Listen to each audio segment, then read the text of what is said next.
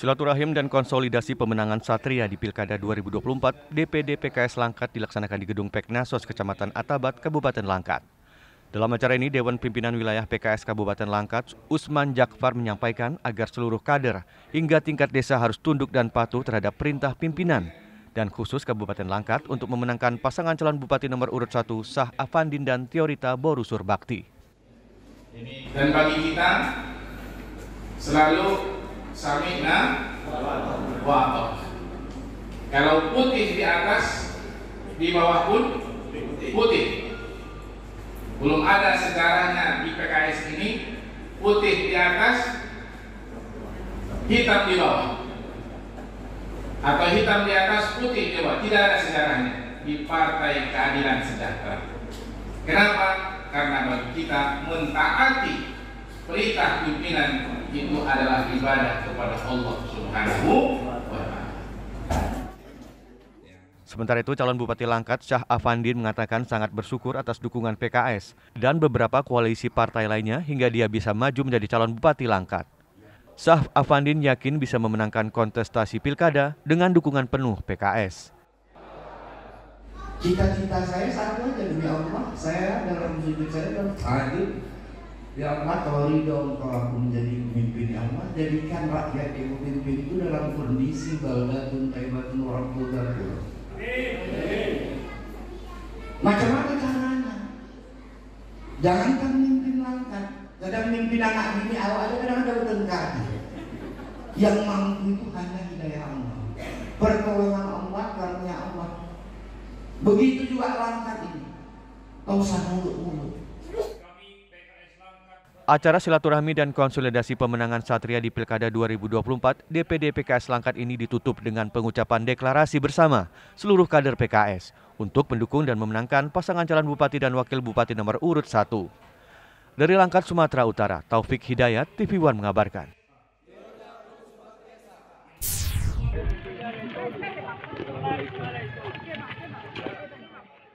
Safari politik terus dilakukan oleh pasangan calon gubernur dan wakil gubernur Sumatera Utara dalam masa kampanye Pilkada 2024. Calon gubernur Sumatera Utara nomor urut 1, Bobi Nasution, berziarah ke makam leluhur Tuan Guru Nabundong, Syekh Ahmad Daud Siregar, pendiri pesantren Nabundong. Usai melakukan ziarah, menantu Presiden Jokowi ini didampingi para tokoh bersilaturahmi dengan para ulama, salah satu adat suku Mandailing, dan dilanjutkan dengan acara makan bersama. Ziarah ini merupakan rangkaian kegiatan silaturahmi Bobi Nasution ke pimpinan Pondok Pesantren Setapanuli bagian selatan di Pondok Pesantren Darul Ulum Nabundong, Padang Lawas Utara.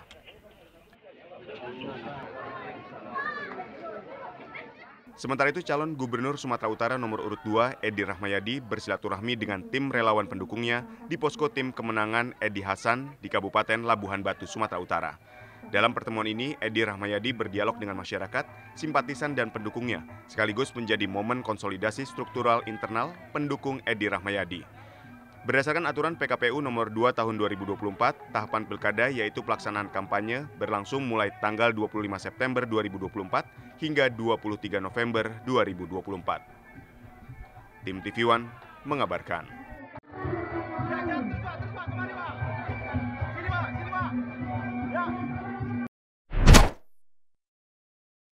Di sini tentunya hadir pertama sekali memohon doa kepada ibu-ibu semua, tokoh-tokoh masyarakat, tokoh-tokoh adat, raja-raja kami semua di sini.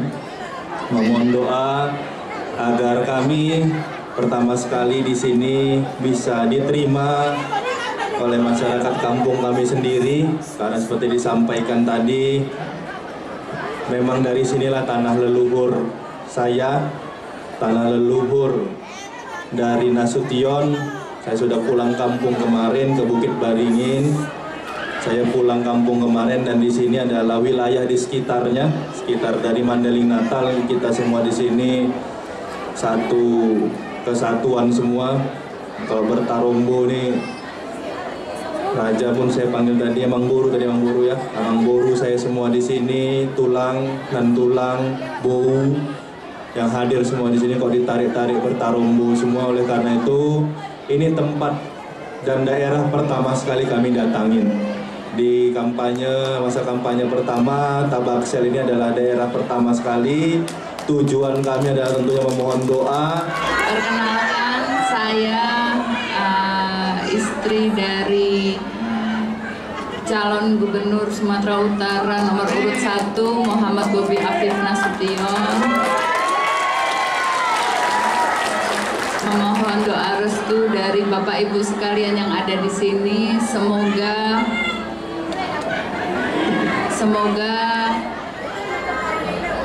kami bisa diberikan amanah untuk menjadi Gubernur Sumatera Utara. Terima kasih. Assalamualaikum warahmatullahi wabarakatuh. Saya terima kasih sama rakyat Labuan Batu, terkhusus kepada ketua tim pemenangan di Labuan Batu. Sederhana pelaksanaannya, tapi menunjukkan suatu energi positif untuk memenangkan pesta demokrasi yang dimulai dari kemarin dan sampai berakhir nanti 2 bulan yang akan datang. Insya Allah Edi Hasan akan menjadi pemenang, akan menjadi Gubernur Sumatera Utara. Amin. Ada catatan apa kira-kira prioritas Pak? Kalau di Labuan Batu Raya ini jelas dia harus ada support yang kehadiran pemerintah untuk membesarkan Simpul. Ini Simpul dari Labura, Labusel adanya di Labuan Induk. Menjadikan tempat orang berkunjung, orang hadir ke tempat ini untuk fasilitas orang singgah ini harus disiapkan. Ya, target Tol Labuan Batu ya, berapa persen ya? Optimis ya? Kemarin persen 90% ke atas. Amin.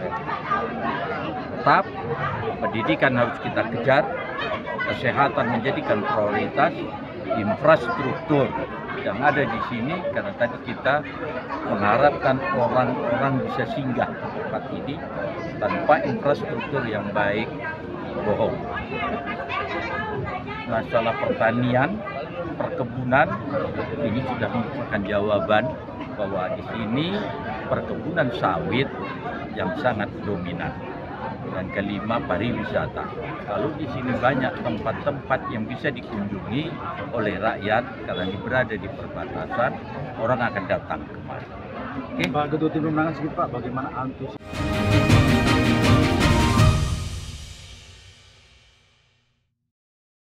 Terima kasih. Saya sangat mengapresiasi ini ya, catatan demokrasi. Menurut saya ini acara yang paling bagus. Karena apa? Melihat data-data di lapangan, melihat blunder-blunder di lapangan, dan sekarang ada solusinya. Pada kesempatan ini saya mengucapkan terima kasih pada catatan demokrasi. Baik, jadi hasil pemeriksaan ada salah satu pelaku dengan Catatan Demokrasi, Selasa pukul 20 waktu Indonesia Barat, live di TV One. Laga para petinju terbaik dunia disaksikan jutaan pasang mata. Menyajikan kelas bertanding yang berbeda.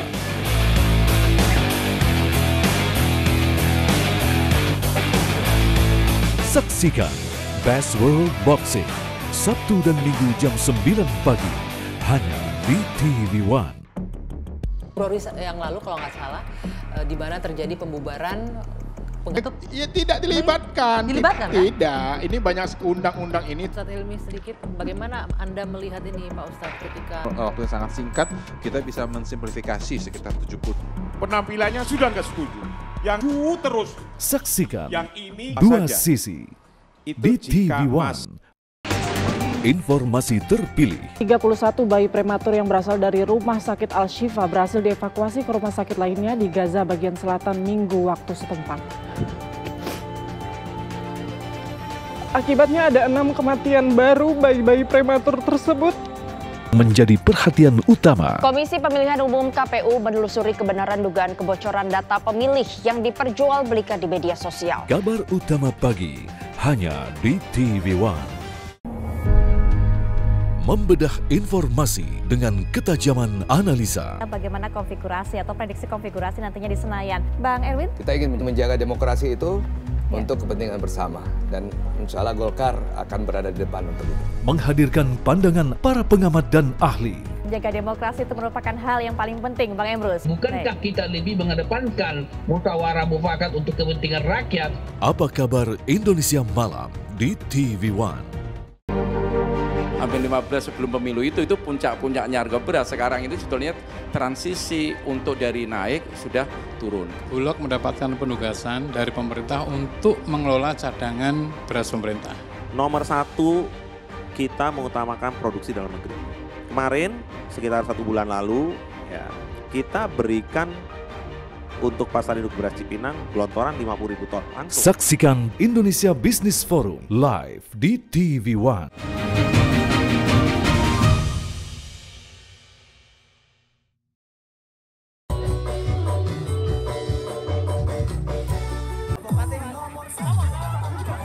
Calon Gubernur Sumatera Selatan nomor urut 1 Herman Deru disambut ratusan masyarakat saat menghadiri acara panen raya di Desa Dadi Rejo Belitang, Kabupaten Oku Tibur.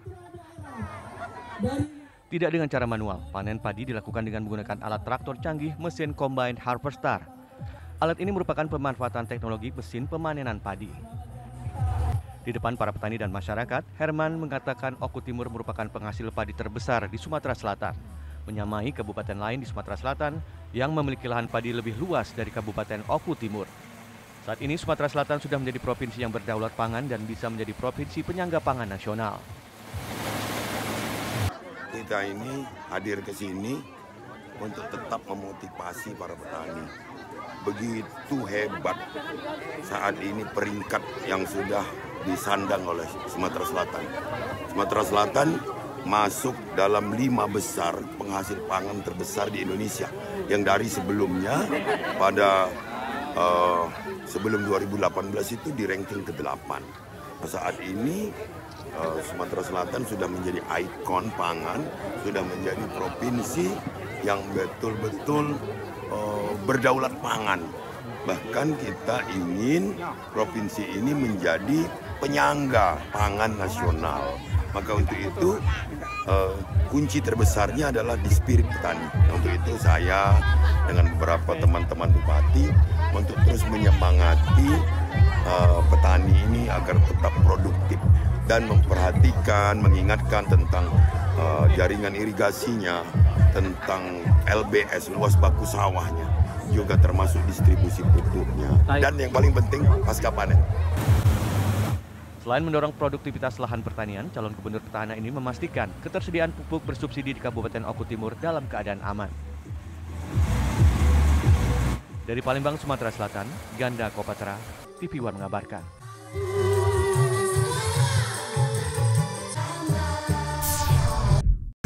Atas doa kita semua, Bapak Insinyur Haji Mawardi Yahya. Calon Gubernur Sumatera Selatan nomor urut 3 Mawardi Yahya terus bergerilya ke berbagai tempat untuk menemui para pendukungnya. Cagup yang akrab disapa Wak Uban ini bersilaturahmi dengan relawan Nusantara Sriwijaya di daerah Kemuning, Kota Palembang.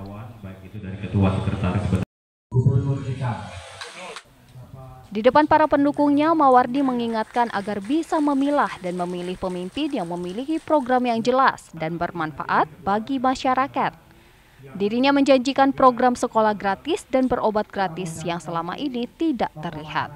Tokoh agama termasuk pihak Ya insya Allah mudah-mudahan ini karena akan menambah semangat kita, motivasi kita untuk mencapai kemenangan pada tanggal 27 November yang akan datang.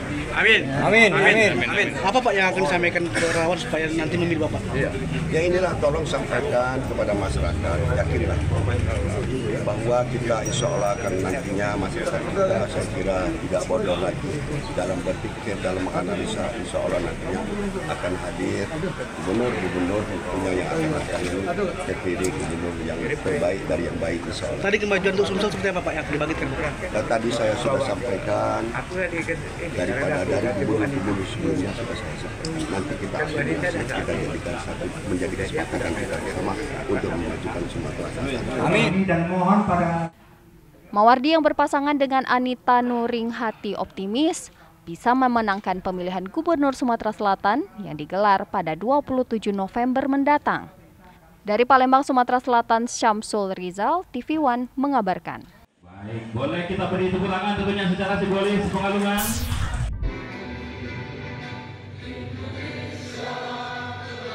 Memasuki masa kampanye, dukungan untuk calon kepala daerah terus berdatangan. Dukungan tidak hanya datang dari kelompok masyarakat, tetapi juga datang dari partai non-parlemen. Seperti yang dilakukan 5 partai non-parlemen di Langkat, Sumatera Utara. Kelima partai tersebut resmi mendeklarasikan dukungannya kepada pasangan calon Bupati dan Wakil Bupati Langkat nomor urut 1, Syah Afandin, dan Tiorita Boru Surbakti. Kelima partai yang mendeklarasikan dukungannya adalah Partai Buruh, PSI, Partai Gelora, PKN, dan Partai Garuda. Dalam deklarasinya, kelima partai ini berkomitmen mendukung pasangan calon Bupati nomor urut 1 itu dan memerintahkan seluruh pengurus dan kadernya untuk memenangkan pasangan yang memiliki jargon satria. Kami, Partai Buruh, Partai Solidaritas Indonesia, Partai Gelora, Partai Kebangkitan Nusantara, Partai Garuda,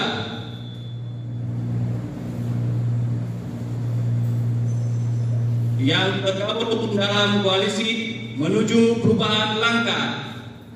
Dengan ini menyampaikan ikrar dukungan kepada Bapak Syah Afandin SH dan Ibu Tiorita Boru Surbakti atau Satria menjadi calon Bupati dan Wakil Bupati Kabupaten Langkat periode 2024-2029. Mendapat dukungan tambahan tersebut, calon Bupati Langkat nomor urut 1 Syah Afandin mengucapkan terima kasih kepada 5 partai non-parlemen itu. Ia berharap dukungan tersebut bisa menguatkan peluangnya untuk memenangkan Pilbub Langkat 27 November mendatang. Alhamdulillah, ini kan merupakan satu bentuk komitmen dari rekomendasi yang sudah diberikan oleh kawan-kawan partai yang hari ini memang dikatakanlah non-parlemen, tapi sama nanti kita akan berjuang bersama-sama dengan partai pengusung. Ini satu bentuk kebahagiaan buat saya, tapi lebih dari itu kan kita harapkan hari ini ada kerja-kerja politik yang harus dikerjakan sehingga rekomendasi itu terwujud dalam satu bentuk kemenangan yang sama nanti tanggal 27 November bisa menjadi buktinya. Selanjutnya, kelima partai non-parlemen itu akan membantu menyebarluaskan program kerja dan visi misi Syah Afandin di sisa masa kampanye ini. Dari Langkat, Sumatera Utara, Taufik Hidayat, TV One mengabarkan.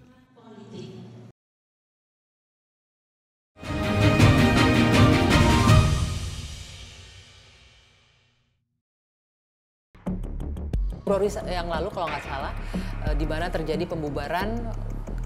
Ya tidak dilibatkan. Dilibatkan kan? Tidak, ini banyak undang-undang ini. Ustadz Hilmi sedikit, bagaimana Anda melihat ini Pak Ustadz ketika waktu yang sangat singkat kita bisa mensimplifikasi sekitar 70. Penampilannya sudah nggak setuju. Yang terus. Saksikan yang ini dua saja. sisi Itu di TV One. Terima kasih, saya sangat mengapresiasi ini ya, catatan demokrasi. Menurut saya ini acara yang paling bagus. Karena apa? Melihat data-data di lapangan, melihat leader-leader di lapangan, dan sekarang ada solusinya. Pada kesempatan ini saya mengucapkan terima kasih pada catatan demokrasi. Baik, jadi hasil pemeriksaan ada salah satu pelaku dengan Catatan Demokrasi, Selasa pukul 20 waktu Indonesia Barat, live di TV One. Laga para petinju terbaik dunia disaksikan jutaan pasang mata. Menyajikan kelas bertanding yang berbeda.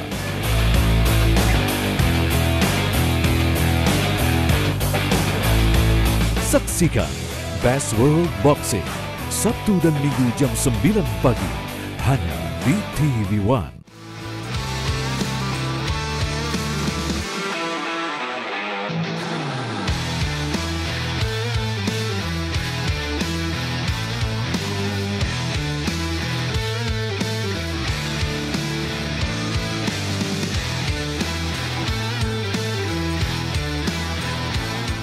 Kabar Arena Malam, Senin sampai Jumat, pukul 23.30 waktu Indonesia Barat.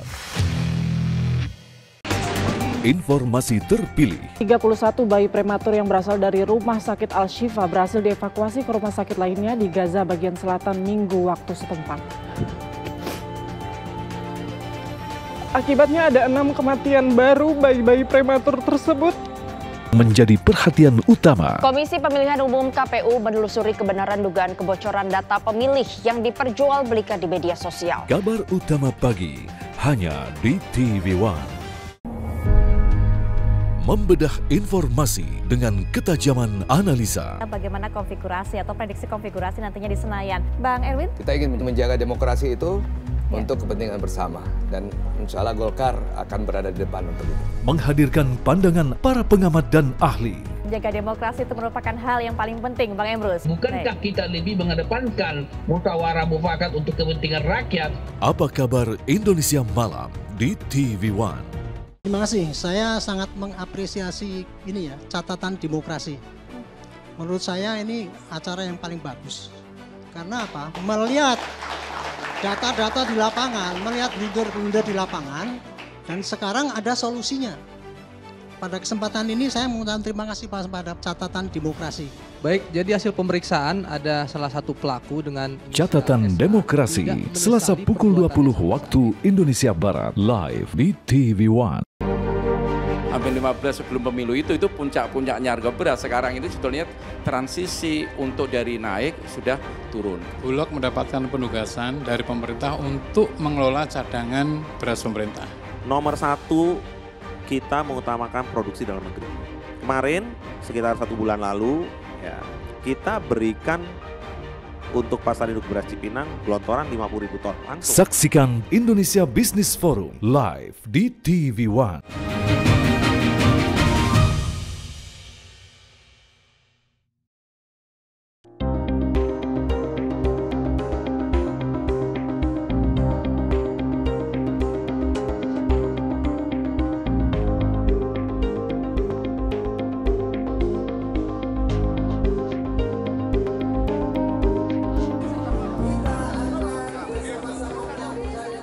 Bobi Nasution dan Edi Rahmayadi tengah beradu kekuatan menuju pemilihan Gubernur Sumatera Utara 2024. Baik Bobi maupun Edi sudah sama-sama dikenal luas di masyarakat. Bobi adalah wali kota Medan, sementara Edi Rahmayadi merupakan petahana. Bobi berpasangan dengan Surya, sedangkan Edi menggandeng Hasan Basri Sagala. Penetapan itu diputuskan pada hasil pleno KPU Sumatera Utara yang berlangsung di kantor KPU Sumut pada Ahad 22 September 2024. Diketahui pasangan Bobi Surya diusung koalisi besar yang terdiri dari 10 parpol, yakni Partai Gerindra, Golkar, Nasdem, PKS, PKB, Demokrat, PAN, P3, Perindo, dan PSI. Partai Gerindra menjadi partai pertama yang mendeklarasikan dukungan dan pencalonan Bobi di Pilkada Sumut.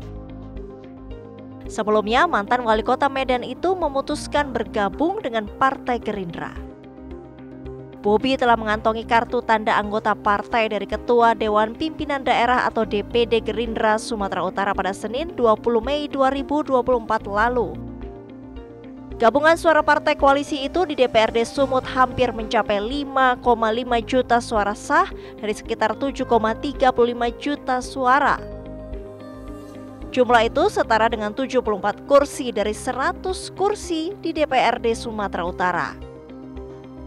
Sementara paslon Edi Hasan disokong 6 partai politik yang terdiri dari PDI Perjuangan, Hanura, Gelora, Partai Umat, Partai Buruh, dan PKN. Kalkulasi di atas kertas, koalisi pendukung paslon Edi Hasan hanya mengumpulkan sekitar 1,8 juta suara.